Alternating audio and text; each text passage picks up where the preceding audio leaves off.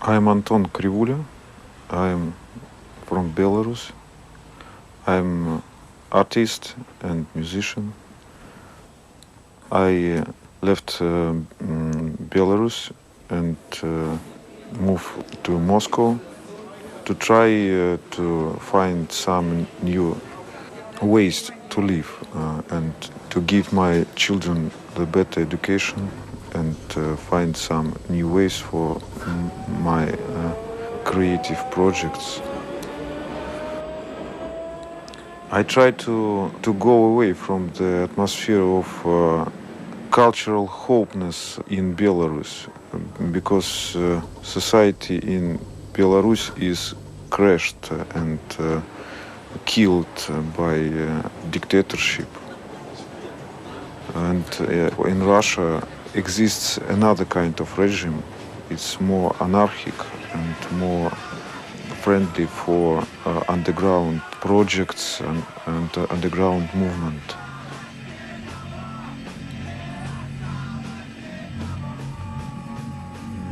When the last president elections passed and society was broken, I understand that I have two ways. One way is to resist, to fight and have problems for me and my family, and another way is to live somewhere because to sit quietly and not to answer for this terror is not possible for me.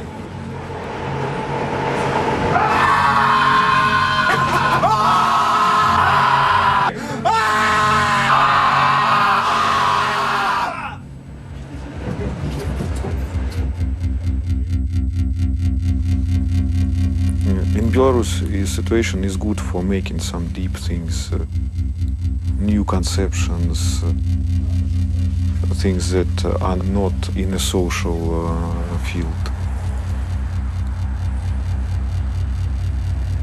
I think that creation of new nation in Belarus is in process.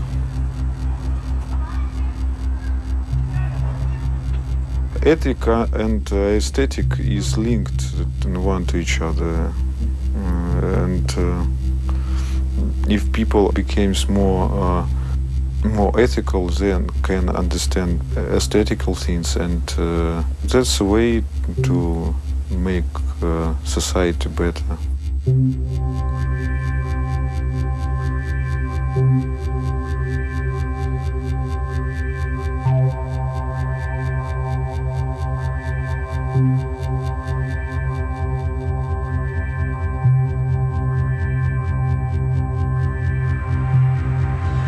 Belarus, a country the US has described as Europe's last dictatorship. Lukashenko made the visit to the Pope with his 5-year-old son Nikolai and ended the meeting with an invitation to the Pope to visit Belarus. In order to be a dictator like Stalin, that we have to apply as much pressure as we can on Belarus. 600 people, including opposition presidential candidates, were arrested after protesting against what international observers ruled a flawed election. Opposition supporters, journalists, and a number of foreign ambassadors to demonstration outside the government. Overt dictatorship. And just everything is so, it's like a bad dream. I just really want to wake up from it. The whole situation, the whole society is like absurd theater, the theater of absurd. And I suppose that you can write thousands of such plays here in Belarus, because situations which happen to you during the day, I mean, everywhere, just like fantastic material for such kinds of plays. Sometimes things happen you cannot logically explain, and it's very difficult because there are like written rules and unwritten rules, and you have to be in between. You have to find this balance in order to survive in this country. When we speak about culture, it's more simple. When we speak about geopolitics, more trouble, because we are in the area of interest of Russia. We're trying to find our own place in these big crossroads. not so many people tried to represent Belarus, and not Belarus, agricultural Belarus of Yanka Kupala, not this romantic times which we lost because of Soviet Union, but really the state of what Belarus is now. Me, hipster, 25 years, my mother, Soviet lady, show it, that is, let's say, just classical conflicts of fathers and children, but here it is also turned on this values battle. Now Europe is a little bit sleepy, and we have all these things, post-colonization, post-Sovietization, Russification, and together with all this consumerism and McDonald's stuff, and you can see all this propaganda stuff together with McDonald's pockets and McDonald's things. It's wonderful for author. I think for regular people, for citizen, it's hardly to live in Belarus, and you don't have freedom and things like that. But as an author who can see, who can understand what's going on, I think it's paradise.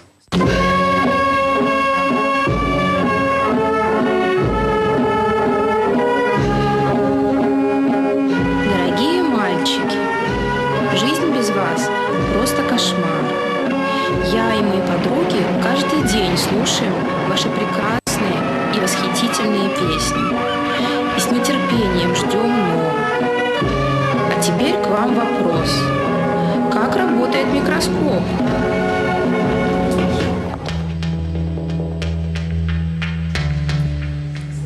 I'm telling all the people that we have a really binary system in our country. It's a country with two histories, two languages, two cultures. I don't know. It's like we have two unions of writers, one official and another independent. And usually it's only parallel line without any crossing. But it's really interesting. Belarusian art and culture is divided in the same way as Belarusian society. There is no neutral position. Every musician, every artist should choose on which side he is. Or on the side of regime or on the side of free artists. If you are a free artist, you could be repressed or you could be put on a blacklist. Case loyal artists, they usually has a great access to all media, to TV channels, to festivals inside of Belarus, and they get a lot of money. Belarusian artists are in ghetto inside of the country.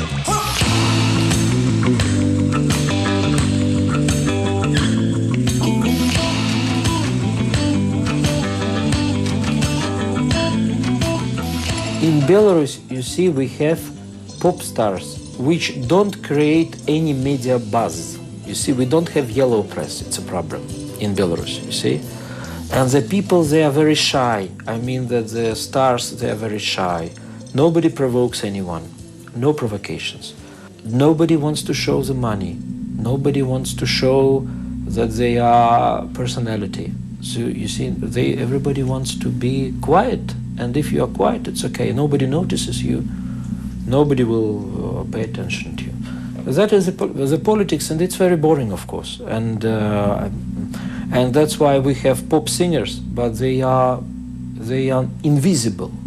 You see.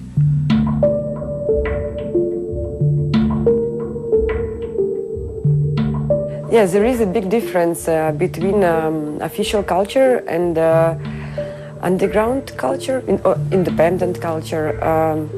You can do practically everything, but you have to perform and to behave yourself in a way which is safe for the authorities. For example, we have this blacklist of musicians in Belarus who are not allowed to perform in the clubs. It's not official blacklist. Nobody see this blacklist.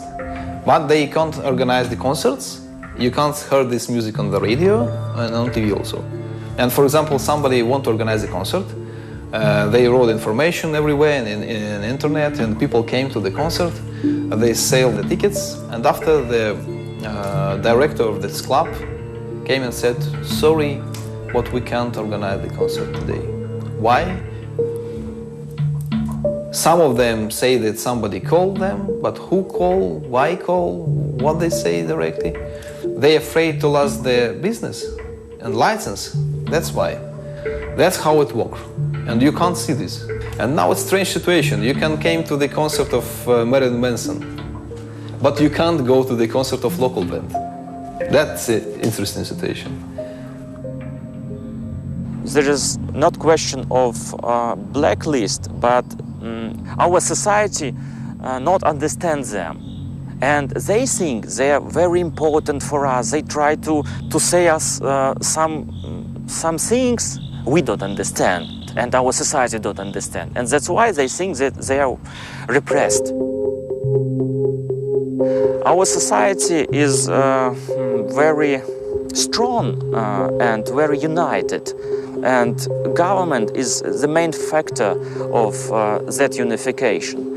And if you are not in the mainstream of our society, you are like abroad. That is the problem. I'm a little bit surprised. I've just thought that this concert would be cancelled, because there are a lot of groups that were not allowed to play for several years, and now they're here in the Republic Club. It's fine, it's okay. I'm very glad. In our country, it's possible that the police will come now, and everything will be closed after a few songs. There was such situations before, for sure, that the concert starts, few songs, and after that police come and show is closed, finished. Вот мы работаем 2 года, у меня не было ни разу здесь проблем. Вот иногда возникают проблемы с организаторами, а речь идет о группе, которая там была в черном списке. Но я повторю, что здесь, в этом клубе, за 2 года у меня проблем там с властями вот по черному списку не было. На самом деле вопрос очень сложный, но вот я на него так ответил, по-моему, понятно, да? Всю историю, предысторию возникновения этих черных списков, спекуляции на черных списках, я не знаю, может быть, у этих людей, кто говорил так, есть какие-то основания так говорить. Но, я повторюсь, у нас в клубе здесь проблем нет. Нет, на самом деле это, не все так просто, как я сказал. Вот. Но я очень дорожу клубом и, как сказать, в общем, я стараюсь, чтобы эта проблема здесь не возникала и не была связана с клубом.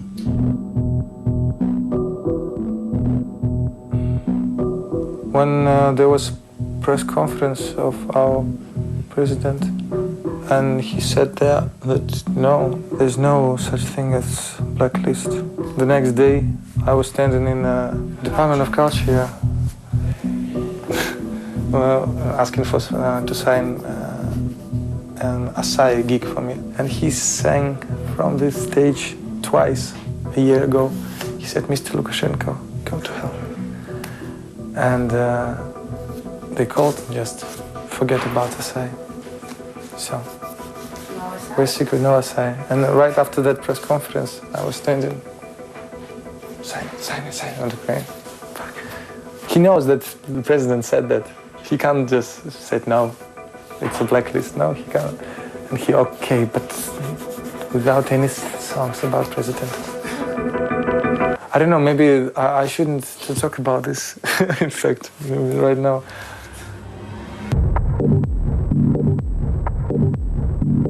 Hello everyone, I'm Anthony. I'm actually co-founder of this place. This is the first loft co-working space in Minsk, and I am kind of IT guy, and I support IT community in Belarus. The most interesting situation is with the owner of a building. The owner of a building is a big commercial bank. At the beginning, I thought, well, if we'll show them that we are making real cultural space in their senseless property, that old abandoned industrial building, well, maybe they have to like it. But every day, they are calling me about, well, they told me there was music in your space. I don't like it. Well, someone was filming movie in your space. every day he's calling me with a new question about what are you doing inside? What are that nude girls inside? It's not nude girls, it's photo gallery. Or, for example, it's masterclass for photographers. No, I'm afraid, maybe it's, you know, it's pyramid of fear. It starts from the very top. The guy on the top, he's frightened with falling from the top. Under him, there are a lot of guys in government. Thereabouts, they're frightened with the leader. Here in Minsk, the chief of a bank told me, no, I'm afraid. This is the key for Belarusian society. I'm afraid. Australian businessmen who came to that building to rent a place close to us and to pay big money to rent it because we were here and he wants to be close to the master project. But bank, he told us, is he good? Is he okay? Is that Australian guy? Do you know him? Maybe he's suspective. Maybe he's not so good. Maybe he's about KGB could not like him. I thought that the idea is not about KGB really. It's about the brain of people who are trying to see the hand of KGB in every point. That bird, maybe she's from KGB, she's looking at me. You know, it's the experience of dictatorship. When you have that experience of somebody is leading and somebody is dictator, you're creating the dictator in your brain. And I know it about myself.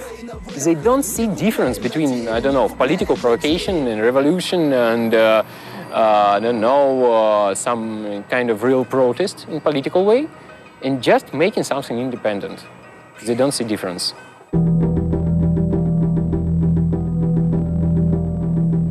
And modern art, some people there are not even try to understand it. What is it? And if the people are not understanding it, they get to fear it. Maybe there's some hidden ideas, or what kind of artist is it? Maybe this artwork isn't like a joke about something else, and they are afraid of something provocative. And half of contemporary art is very provocative. But I think that this position of the ministry represents and reflects the same situation in the society. Yeah, there is some topics that are off limits for the state, of course, and but they are pretty clear what they are. And one of our artists, Mikhail Gulin, had his project. It was a series of interventions into public spaces. He just placed the cubes painted in different colors, shooted everything like documentation, and replaced on another square. On the last point of their activities, it was Oktyabrski Square in the very center of Minsk. He and volunteers was kicked by police. Mikhail lost his work because he worked in a public institution in a university. Some of them just saw that it was a political action, but I'm so sorry. Please explain me, where is the connection between colored cubes and politics? По закону я все сделал нормально, я ничего не делал предосудительного, я не выходил с политическим плакатом, я не устраивал митинг протестный там и так далее. Ничего не нарушил, все было нормально, подошел ОМОН и меня забрали, но ребят еще в РУВД избили, а нам предъявили совершенно нелепые обвинения в том, что мы якобы сопротивлялись при задержании, отказывались проследовать с милицией, толкались, упирались и так далее. Ну, это уже, собственно говоря, ложь, это фиктивное обвинение, и, конечно, тут ситуация абсолютно стала из такой рядовой, она превратилась в драматичную.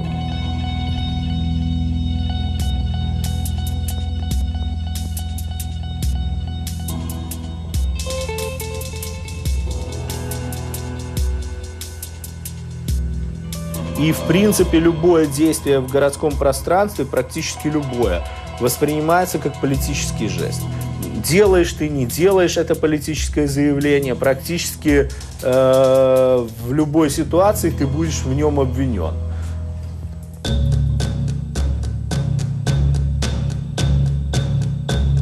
Belarusian language, it is not just an instrument of communication in Belarus, it's a sign and it's a value for society. Lukashenko made everything to destroy and to limit sphere of usage of Belarusian language. Practically there is no schools in Belarusian language, no universities with Belarusian. Russian domination in Belarus, it is connected not only with economy, with economical domination, but of course with cultural domination through the language.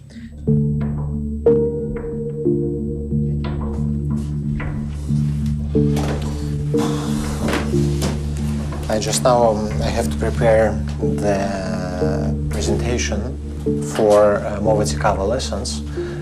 This is a very new, creative way how to attract, how to engage the youth, the young people, to make them interest of Belarusian culture, traditions, and language, of course, because in Belarus, language is also the way of protest. Well, now we are in a studio. It is a studio of the Radio Free Europe. It is one of the few independent radio stations and media in this country. I am responsible for website. I am in charge of several programs, and I'm also doing marketing for the radio. For example, this you can see plastic bags. It is also a very creative way how to spread information about the radio where all the legal ways are closed. So we are forbidden to put the advertisement in the metro, subway, in newspapers. We are not allowed because radio is not registered in Belarus. But for example, plastic bags, we just go into markets, giving these bags to sellers, vendors there, and they distribute it in the moment. Just in a few minutes, thousands of plastic bags are distributed by people themselves. And one time, police came to us and said, "What are you doing? It's like leaflet." I said, "It's just plastic bag." And the people, old people from the market, they started to defend us and say, "Oh, what are you doing, policemen? They're just giving us plastic bags." And so now I understand that leaflets and any printed production is totally forbidden in Belarus. But if you are just inventing the new format for your activity, you already having a place to be active. We can see that in Belarus, the only one way is to change, to bring changes, is to be creative, to think differently. Now it's not the time for political parties in Belarus. And during these Ukrainian events, political parties in Belarus, they lost a lot of support. Opposition is strongly infiltrated, demotivated. But I see a big need of cultural ideas, new initiatives, creative ways or activities. People attending language courses, even during holidays. Три папірки на руках. Хто є хто герої, які переписуються, може бути латинкою на Фейсбуку, ВКонтакте. И поднимите руки, пожалуйста, кто когда-нибудь уживал белорусскую латинку? Белорусскую транслитерацию. Добро?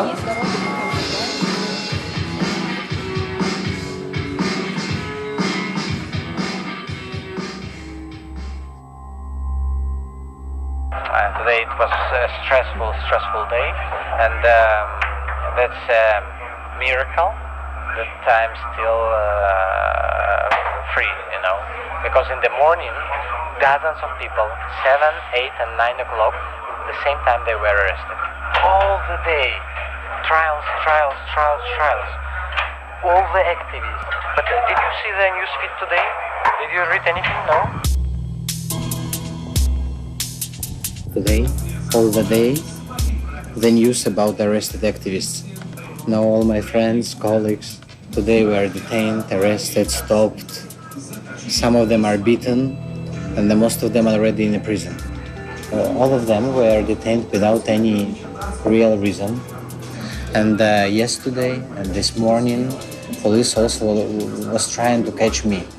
They have paranoia that youth activists will make some performances, actions, flash mobs, demonstrations, and they arrested everyone. Today there were dozens of trials. Why I'm still not free? Because yesterday I came very, very late. I came something at 3 a.m.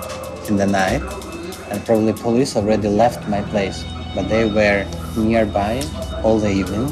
And this morning I woke up from the sound. Just maybe during 1 hour, they just beaten the door all the time.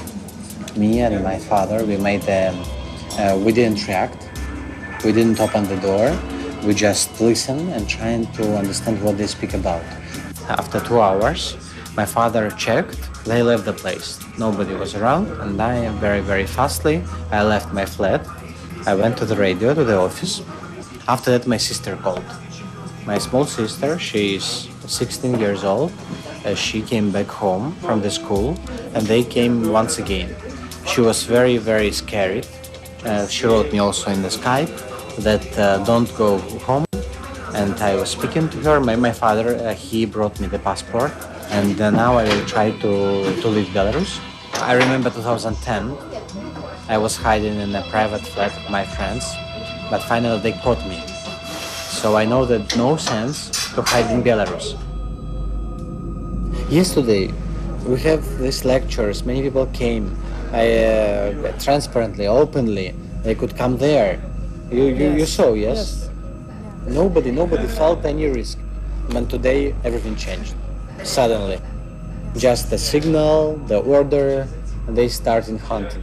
Stupid, absolutely stupid country, I don't know.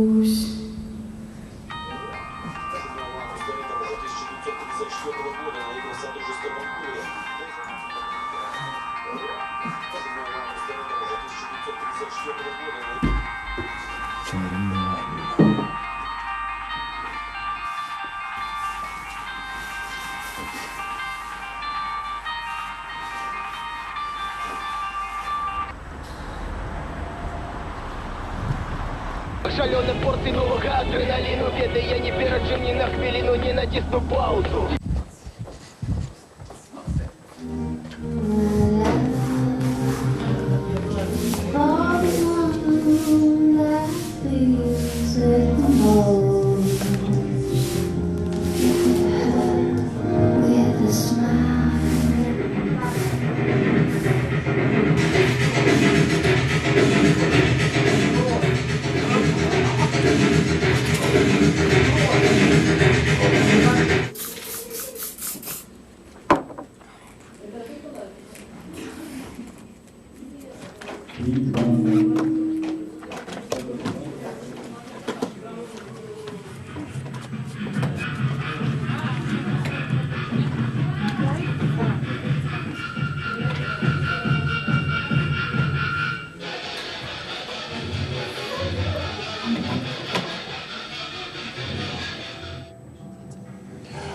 Ну, первый раз мы его показывали, да, то есть как экзамен по мастерству актера, когда я еще был педагогом, да, то есть когда я преподавал в Академии искусств, и пришел только там несколько педагогов, которые не имеют отношения к кафедре, и один педагог, причем который преподавал на этом курсе, демонстративно ушел с криками с этого спектакля. Вот. Посреди спектакля через сцену прошел мимо актеров и, да, то есть как бы удалился.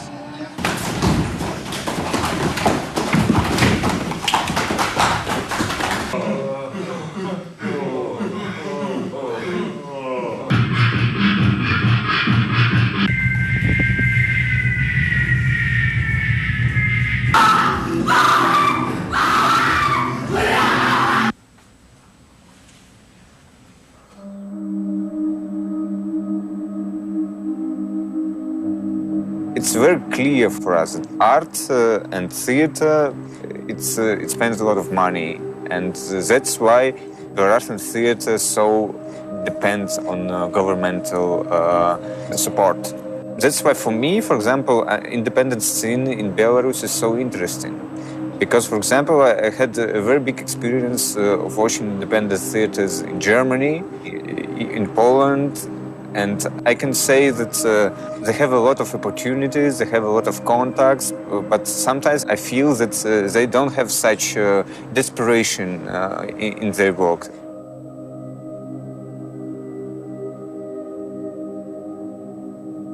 For us, for example, for such artists like Evgeny Kornyakov, Svetlana Bein, it's a very easy choice. They can very easily not doing any performances, not doing any theater at all. They can earn money from other activities. They can get respect from official authorities when they make something not from their heart. And but they have chosen some other things, and these things, especially, I find very, very, very interesting. Но в любом случае, ведь любой руководитель, если справляется, то он будет руководителем. Если не справляется, он уйдет. Или его уйдут. Поэтому это очень, могу сказать, что очень похоже. Жизнь прошлое и настоящее. Очень похоже. Это просто люди. Всегда общение с людьми. Вот это самое основное. Если умел это делать тогда, то это может делать и сейчас. Да, на что люди, да, вот как бы есть такое понятие. Всегда, чем легко человека заманить? Страхом, каким-то страшной вещью, да, секс. Если будем показывать, всегда будет зритель, да. И еще там третья вещь, я не помню какая.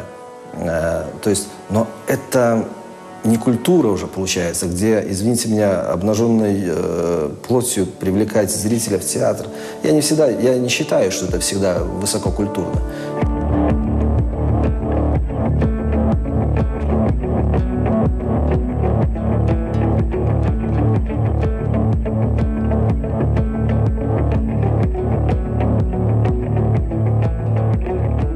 Maybe you know Belarus Free Theater. It's a great theater, artist collective, which is not able to perform legally in Minsk, in Belarus. They are based in London, and they are one of the most famous and most successful young collective in Great Britain now. And their reviews, positive 5-star reviews, appear in a Guardian, Independent, in the top of the media, of the world media on them. They have little wood house. It's not far from the center of Minsk. They can take only 50 people. And they use these things, and you have to call and to sign yourselves and to find this house.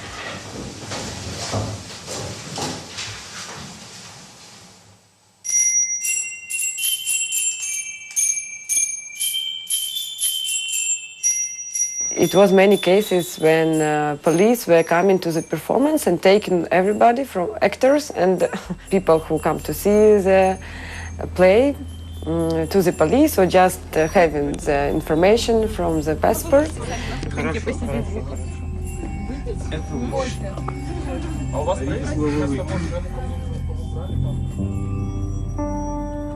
For me, for example, destiny of free theater, it's not about artistic level at all. It's something about struggling with the reality of Belarus every day. I find it very interesting. I'm very proud. Our official authority, with this oppression, they give them material for making this kind of legend, kind of mythos. It was one of the best cultural experiences in this country, and everybody after the performance say, "Oh, it happens in our country. I'm so glad. I can't believe it can't happen here," because everybody used to keep silence.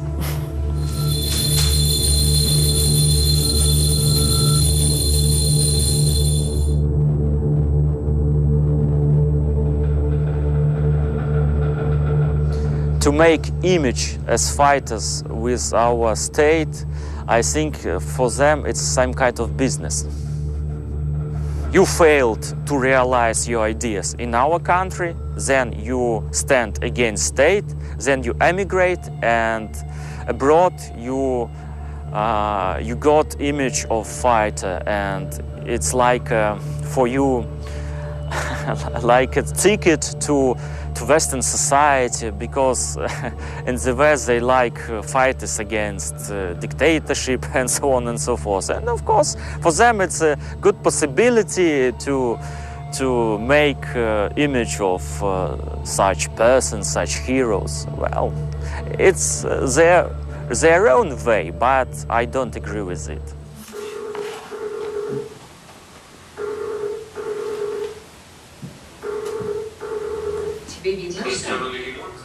Да, убрали все лишнее. Бородатый, кажется, это больше мальчик. Но, к сожалению, в Беларуси КГБ контролирует все. Это касается и сфер бизнеса, это касается и политических дел, и, к сожалению, театра. Театры занимаются, они обслуживают на сегодняшний день диктатуру. Надо понимать, что все, что могли, они сделали, потому что всех участников свободного театра уволили с государственных, так сказать, работ, с государственных театров и так далее. Да? Они не могут сейчас работать на телевидении, на радио. То есть они на самом деле просто, это по сути запрет на профессию. Они не могут зарабатывать деньги, да, живя в Беларуси. А нас не прочтешь ни в одной газете белорусской, да, о наших там успехах, призах и так далее, театральных исключительно. То есть на самом деле мы в Беларуси как бы находимся в информационном вакууме. Театр был и задержан вместе со зрителями в 2005 году и арестован. Вопрос другой, что, к счастью, у нас есть доступ как бы к мировой прессе, и мы можем устраивать скандалы, которые не всегда выгодны диктатуре. Да? Это как-то позволяет нам, да, держаться в Беларуси.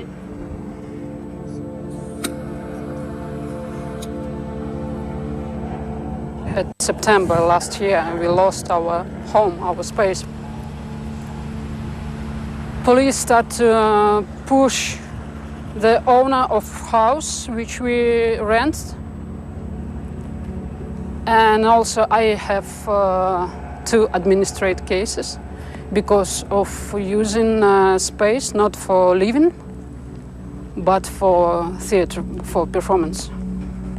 And then we start to rent space for hours because nobody wants to have deal with us, because nobody wants to have problem. Just came, show and go out. It's absolutely now, it's more on the ground as it was. At the performance here in Minsk, we have maximum 60 people of audience only because of space. Abroad, it's thousands. And of course it's different. But here you could feel the energy. This is your people, and they could understand everything, what you talk about. And that's what we try to do here in Belarus, to make people open. We don't give answers, we give questions. We don't know how we need to live here, what we should do, I don't know. We could say that, do you think this position is good?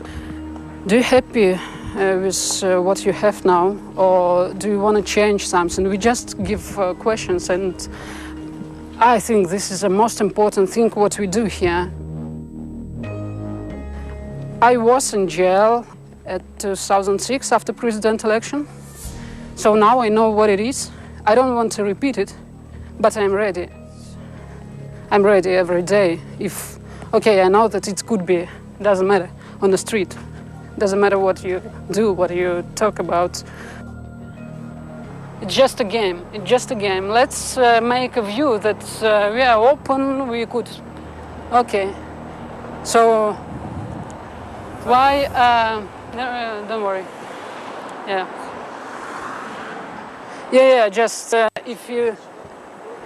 No. Yes. Because just I saw the police car. I don't want they saw you with and ask. I'm not sure that they're still there. maybe we can go back. Now everything is only in one hand, and it's not my hand. One person who talk what we should do. One person who talk how we should think. What kind of picture we should see. What theater we should have. I want to have choice.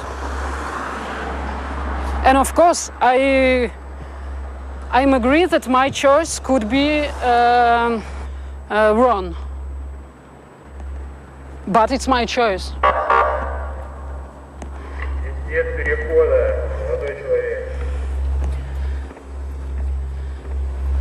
Yeah, so now the best way for us is just turn, but yeah.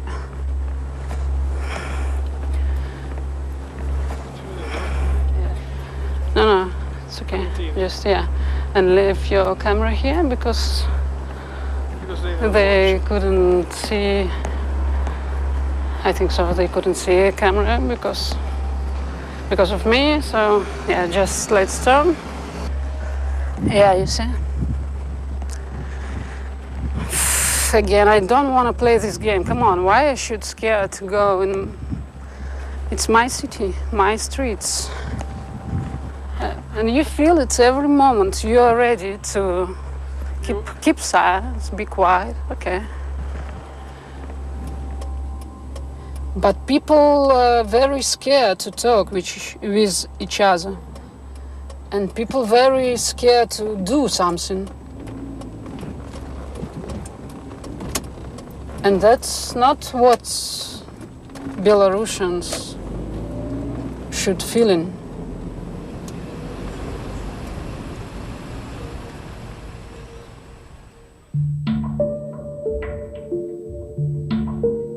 Three days ago, there was a trial under a book project, Belarus Press Photo.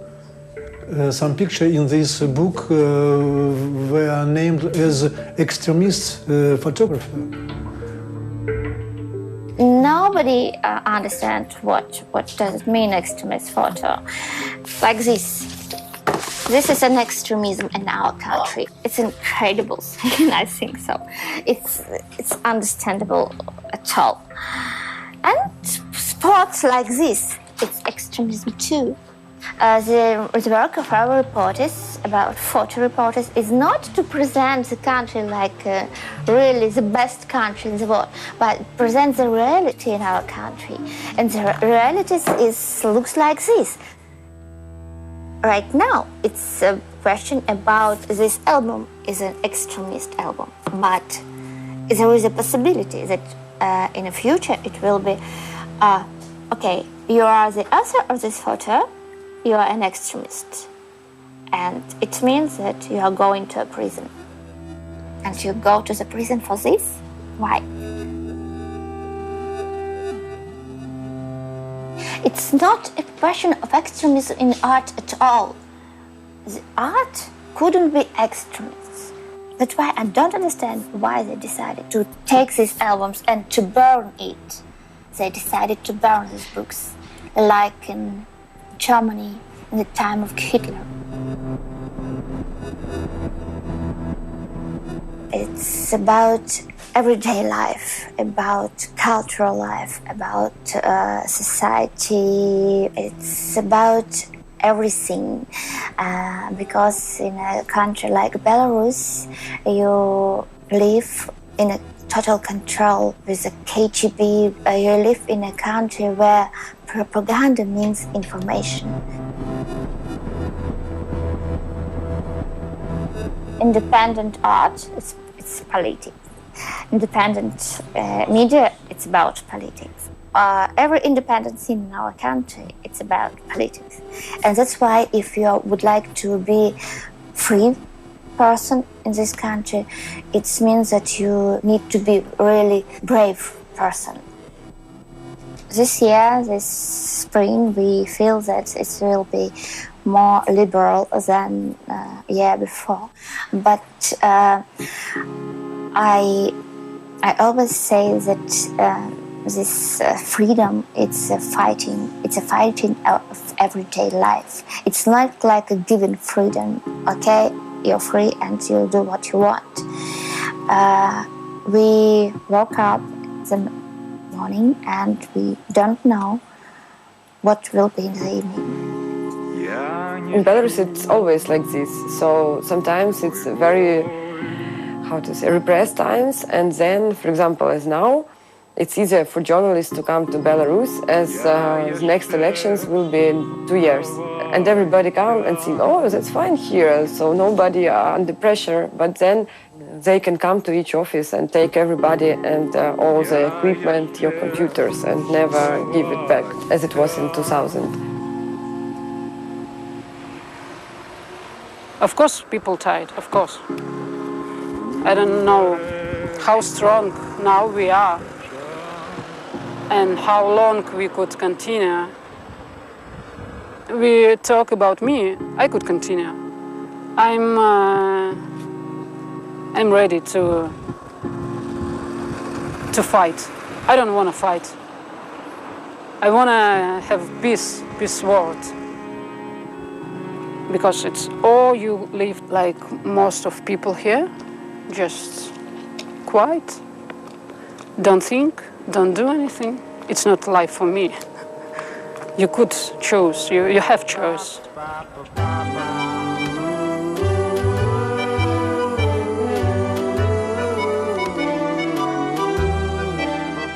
When something becomes wrong, for 10 minutes or for 30 minutes, I'm thinking, well, I have to go from this country to any other country where it will be much more easier to do something. But maybe half an hour later, I become calm and feeling that I'm using the right way to do and it's the right place to do it. Why? Because we have so many contradictions that maybe it's very small possibilities, but maybe we can jump over the contemporary European model of so-called European democracy. Not like just to copy it, because we cannot copy it here. We have that post-Soviet spirit. In the same moment, we have very strong capital, every minute in contradiction, that I'm really feeling myself. I'm a participant in a very interesting experiment, maybe not very easy, but we need it. We need to try another system anyway, and we're trying it here. I have this idea that actually we can build America from Belarus, but it would be bad America.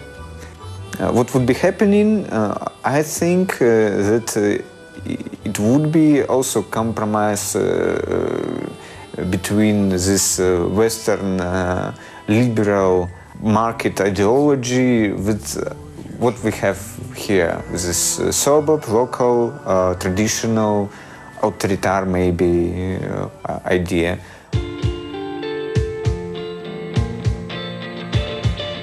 It's not good time for living like just relax and have a fun, have every day feel free, and that's kind of living. I mean, it's not good time for this. But it's good time for thinking, for try to do, to be active. Я думаю, белорусская культура еще заявит о себе на мировом, на международном уровне. И благодаря, и знаете, благодаря чему? Благодаря нашему сложившемуся политическому строю в стране. Не хочется об этом говорить, но благодаря этому, на самом деле, у нас будет очень, мне кажется, что очень из-за этого проявится очень ярко, очень, как сказать, культурные моменты в стране. I see the future of Russian art as a task for me. It's a very important period right now when we need to express ourselves.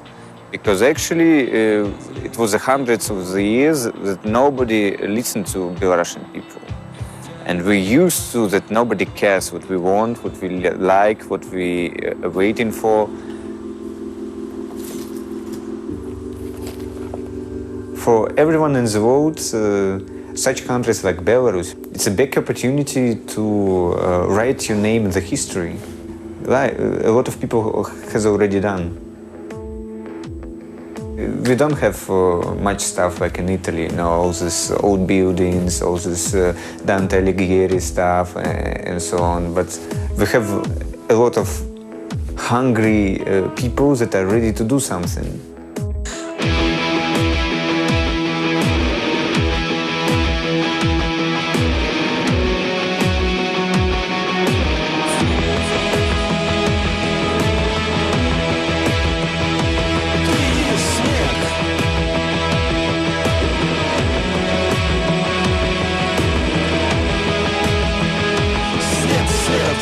Мешаешься черной точкой на белом. Под неподвижными снежинками звезд потеряло значение все, что значение имело.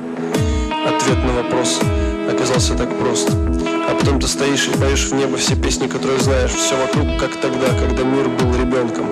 А потом сворачиваешься в калачик и засыпаешь. Маленький мальчик на снежных пеленках.